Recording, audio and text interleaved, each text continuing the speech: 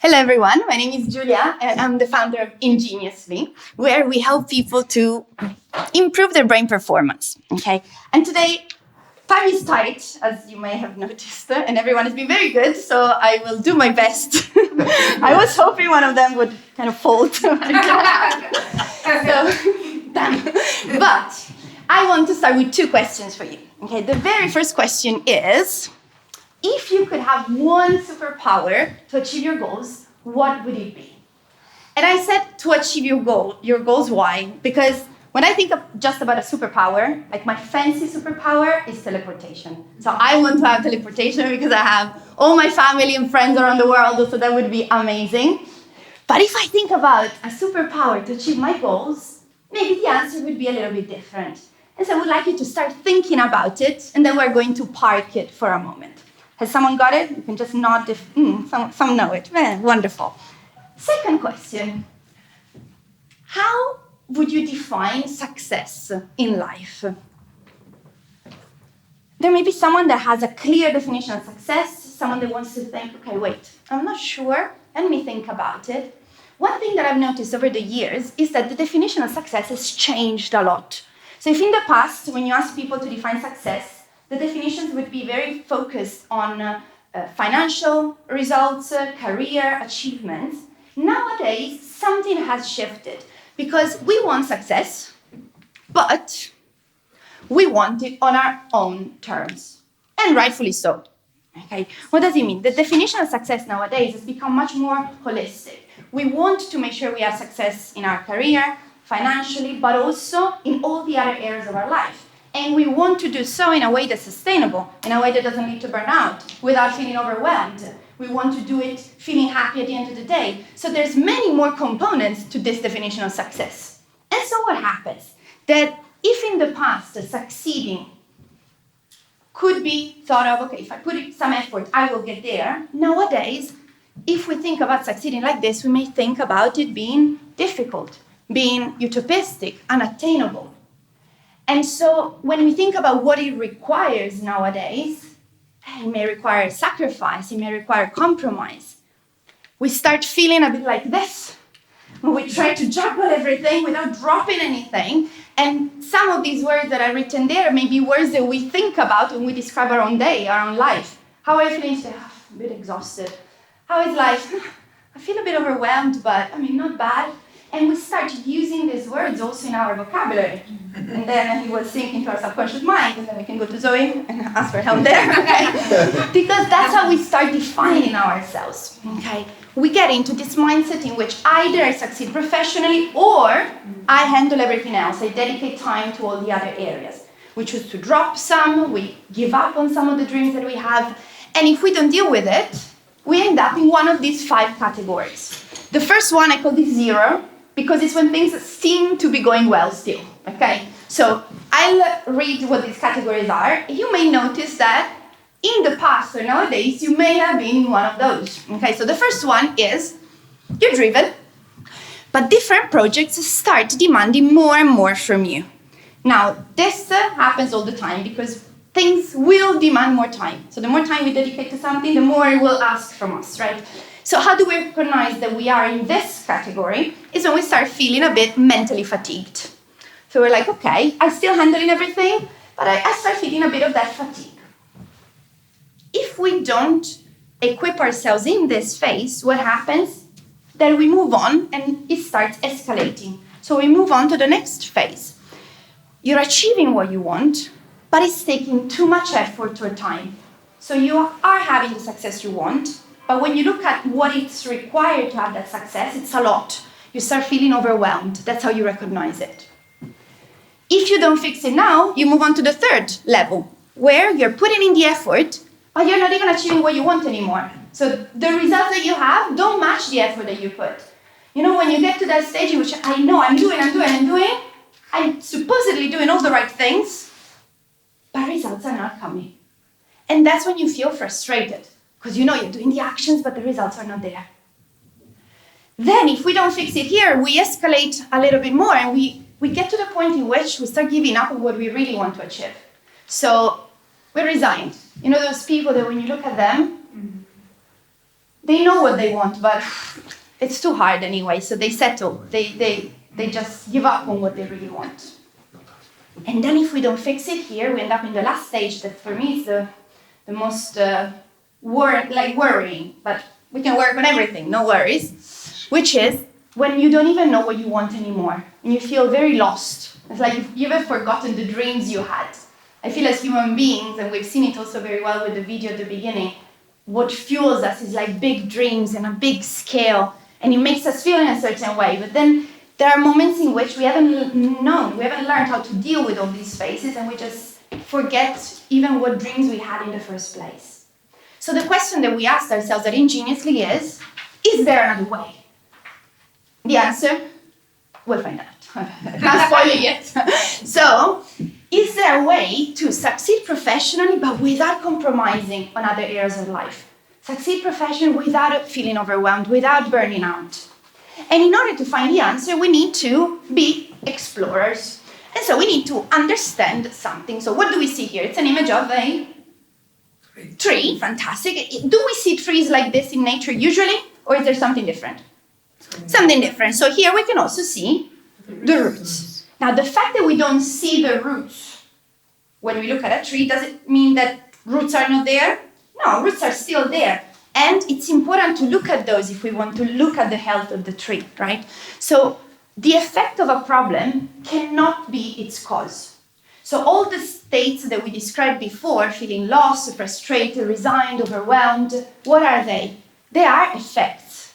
We need to go and look at what lies underneath, what is the cause. You already seen some of the causes that Kostas, Vasantis, and Zoe have presented. And today I want to talk about another cause that at times we don't look into that much. These are all consequences. What is the cause?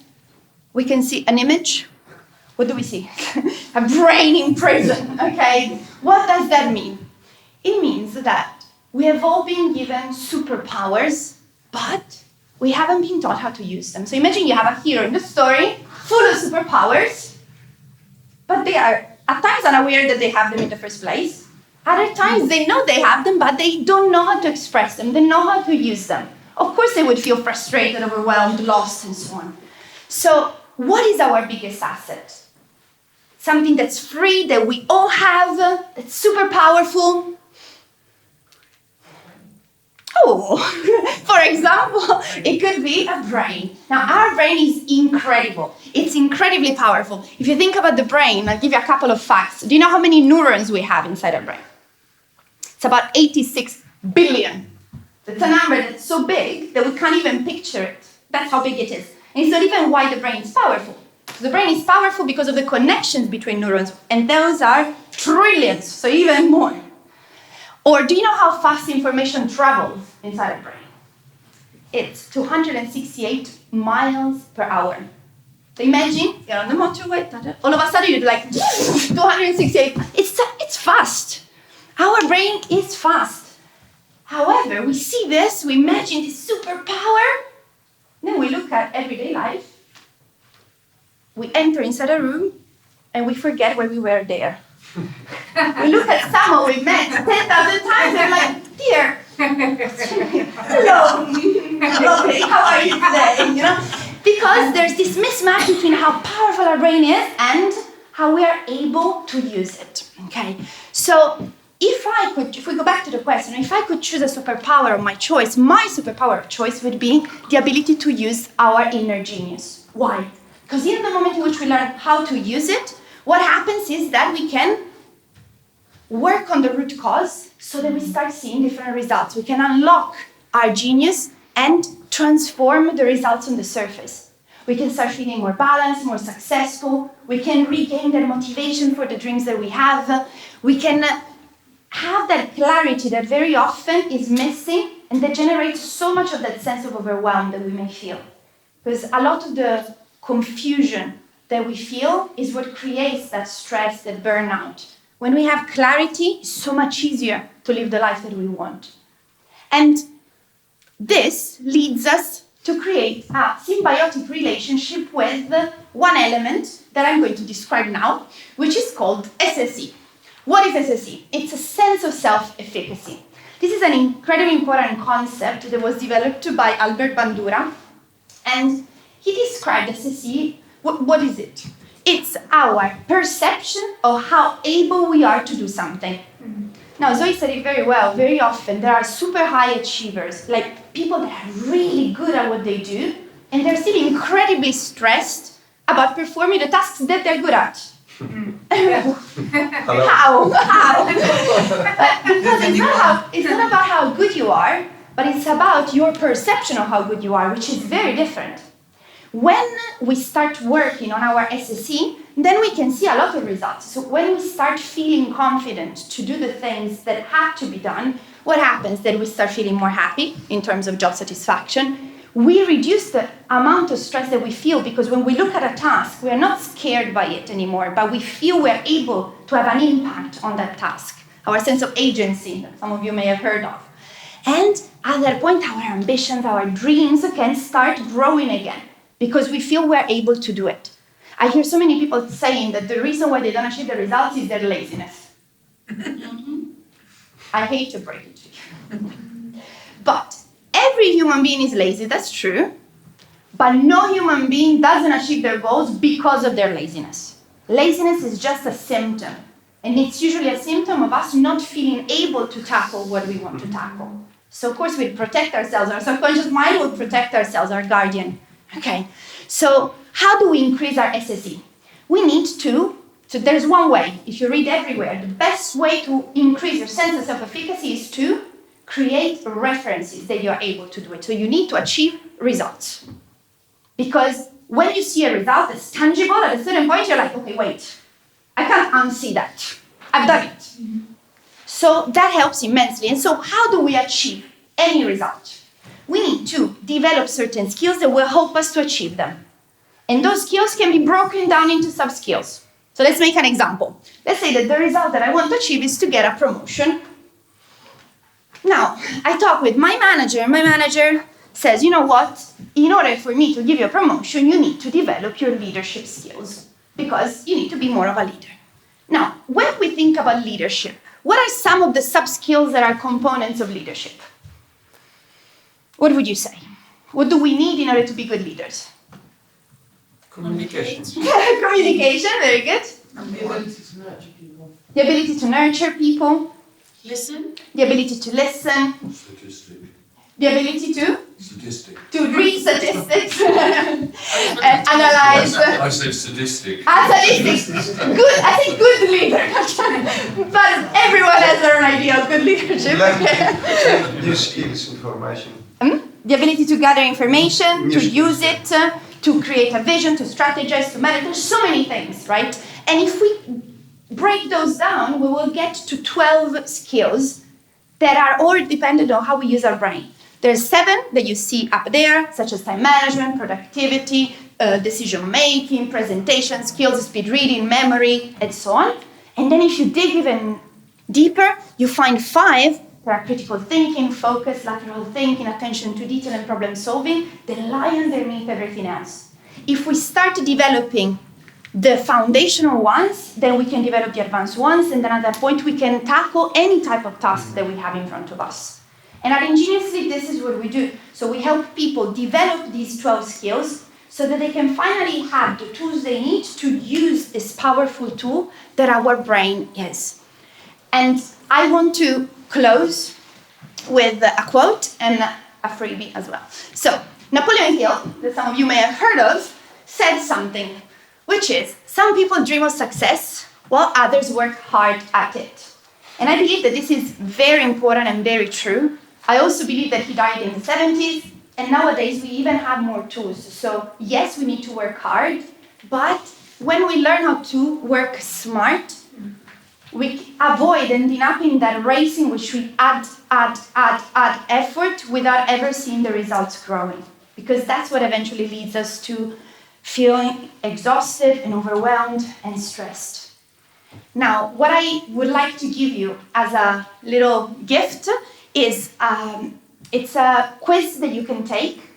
It's a 2 or 3 minute quiz. It's fun, it's playful, but to start developing, seeing which of the foundational skills are the strongest for you already, and which ones may need a little bit more focus, so that you can start targeting your attention on what requires more effort rather than going in circles and ending up not improving anything. So there you can see a QR code that leads to my LinkedIn. So if you just add me to your LinkedIn, send me a message with the word genius, I know that I will need to send you the superpower quiz so that you can identify what your main superpowers are. Starting from those, expanding those, you can work on everything else. We'll also be there for chat and business cards. Yao is also with me, and he heads the corporate side of inGeniusly, so he works with corporates. I work more with individuals and business owners. But together our goal is to make sure that more and more people realize how powerful they already are. When we apply everything that we heard today from all the speakers in conjunction, then we build a system that supports our success in a way that's also healthy. And so thank you so much for having us here and for listening.